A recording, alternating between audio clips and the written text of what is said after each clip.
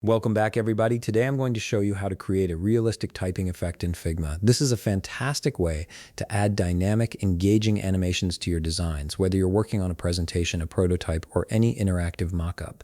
Let's dive right in. First, open your Figma application and navigate to the file or project where you want to create this typing effect. Make sure you're in the right workspace before proceeding to the next steps. Once you're in your project, look toward the bottom of your screen and click on the text icon.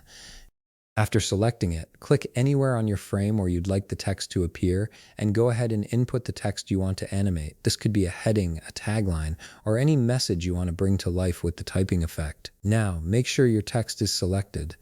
You'll know it's selected when you see the blue outline around it. Once that's confirmed, head back to the bottom of your screen and click on the Action button. From the menu that appears, select Plugins and Widgets.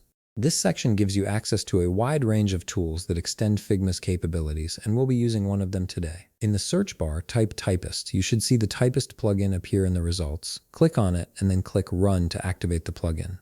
This is where the magic starts to happen.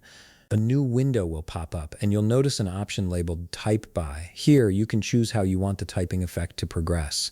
You'll see three options: letter, word, or multiple words. For this example, go ahead and click Letter. This means the text will appear one character at a time, creating that classic typewriter effect that feels smooth and realistic. Next, you'll want to adjust the speed level. This controls how fast or slow each letter appears on screen. Play around with the slider until you find a speed that feels natural for your design. A slower speed can add drama, while a faster one keeps things snappy and engaging. Once you're happy with your settings, click Create Component. This action generates an interactive component that includes all the animation frames needed to simulate the typing effect seamlessly. Now look over to the left side of your screen and click on Assets. This is where all your components are stored. From here, you can drag the component you just created onto your canvas, position it wherever you'd like to see the typing effect in action.